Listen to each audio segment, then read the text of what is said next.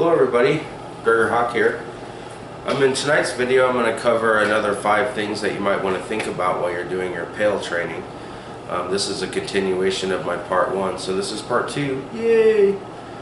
Alright, so how many of you out there, when you're training on your Pell, how many of you actually train from your knees? Now if you do, raise your hands. Hey, I do. Alright. Now I do this because you're going to find yourself on your knees quite a bit, and all these angles and all these shots that you're practicing standing up, they're not exactly the same when you're on your knees. And in some places they'll even offer you a surrender. Oh, I legged you. Would you like to surrender the fight? No, I do not, because I train and I work hard to practice these angles from my knees. So first, let's go ahead and get on our knees. You want to square up just off to the side, just like you do when you're standing up. Get your range. And keep in mind they're still going to be that tall. And I want you to practice crouching back when you're hipped where you can't raise up. All your shots you need to do. Practice when you're straight up. All the shots you need to do. You can even, if you want, practice one of your legs up. But what you want to do is you want to work in practicing from your knees. I'm having my knee pads on tonight, it makes it a little bit easier, but definitely think about this when you're out there practicing, because it will pay off when you're out there on the field. Alright, the next thing I want to talk about is training your position. And if you've noticed, I have some boots here on the ground. And what this practices is their actual leading foot forward. And I don't know how many of you know this, but if you actually position yourself, if you can get both of your feet to one side of their leading foot, what it does is it actually creates a way better angle for you to pop off that side. Now you can do that on the opposite side, of course, as well. Lining up, getting both of your feet on the opposite side of their leading foot, and again it'll open up this side for you. It's all about position, practicing your position. So think about that when you're out there. If you have a pair of boots laying around, go ahead and throw those boots out there, because it really will help when you're out there. You'll be out there doing your combinations and your drills, and you'll be able to look down and go, oh, my foot's not on the other side of the boot. I need to practice a little bit steeper of a step, or a little better angle, just so I can get both of my feet to the other side, because it is important. You don't want to get stuck in this trap, Pelling square. And I can actually demonstrate why you don't do this. When you're sitting here, imagine that if they're both a right-handed fighter, I'm squared up with them perfectly. We're both standing square, we're both thinking linear. Now I'm actually closer to a sword with my head, and my defense isn't actually facing the sword. It's actually kind of facing the person. It is facing his weapon slightly. But the thing I want to demonstrate is this angle right here. Now if you can imagine, this is going to be really hard facing him straight on because his defense is extremely solid. But if you take that little half a step to the side, where both of your feet are on the other side, and you turn and face them slightly, this moves your shield to their weapon, and it also gives you a much deeper angle. And this is even without a step. Now if I wanted to actually step, it makes it even worse for the person. So always think practicing position while you're Pelling. It's extremely important. Don't just stand there in front of your Pell and swing your swords, whatever you're wanting to do. You'll think you're doing a really good job, but over time you're going to find out that all you do is you grow roots in one position, and you try to fight right from there, being very lineal. So go ahead and think about all those angles and position while you're Pelling. Alright, the next thing I want to talk about is using visualization to train for situations when you're out there on the field. And this is actually pretty neat, because you can set things up if you practice them a lot, just like you practice walking a lot. If you think about it, you don't have to practice that very much probably at your age right now, and the reason is because you've been training it all your life, so you're extremely good at it.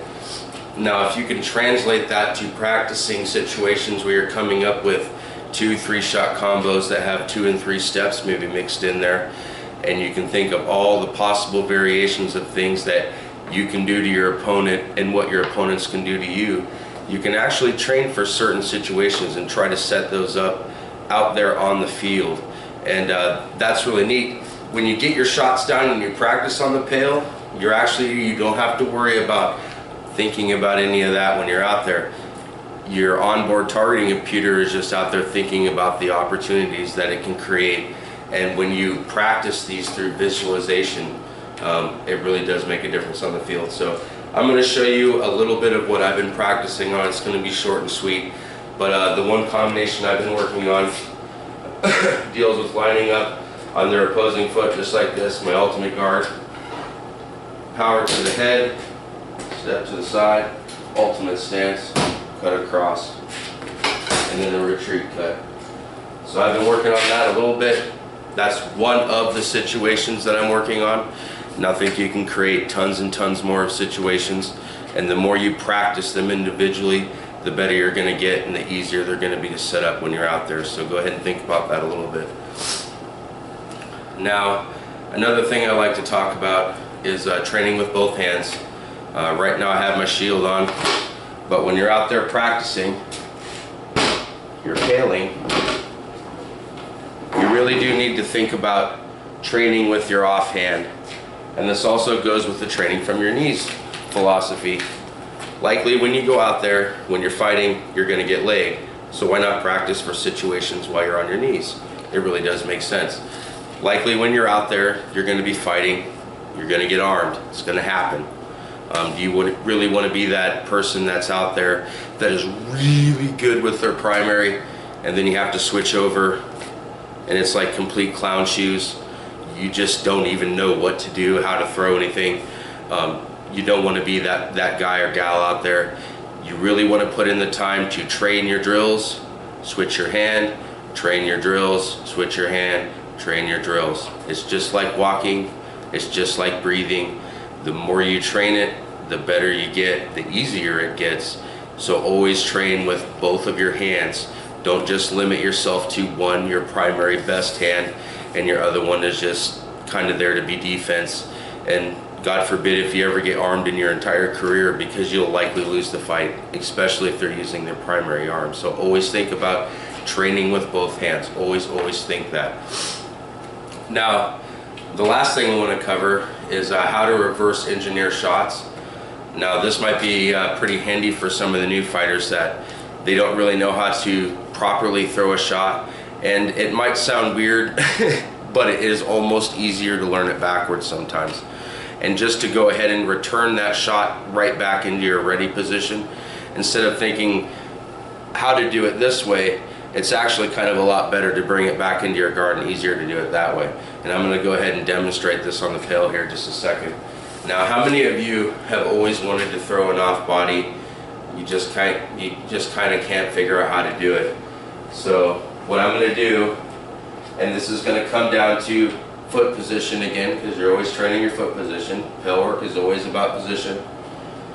Ultimately, I'm going to want to end up here. This foot is on the other side of this foot. This foot is coming up for my step to give me the angle at the side. So I'm going to be ending just like this.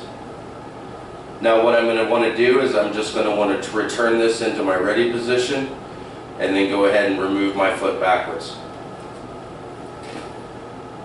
And then I'm going to go ahead and do it again. Then bring it back into the ready position. And what I do is I just train this over and over and over and over. This one shot particularly. Bringing it back up. Putting it back. Bringing it back up. Putting it back. Now I'll go and I'll train another shot a whole bunch of times, and another shot a whole bunch of times, and another shot a whole bunch of times. And I'll go ahead and doing that starting from backwards to forwards, and then I'll just go ahead and repeat it over and over and over. And I'm really working in all of that practice into my muscle memory. And if you want really good flow and you kind of want to look relatively fancy when you're out there, think about reverse engineering your shots. It'll kind of fine tune everything, and it is worth the time. So Anyways, I hope you guys like this little short video I did for y'all. I hope it helps, and if it did, please go ahead and reply in the comments. I love hearing from you guys, and hey, if it even helps one person, that's what I'm here for. So have a good one, everybody. See you later.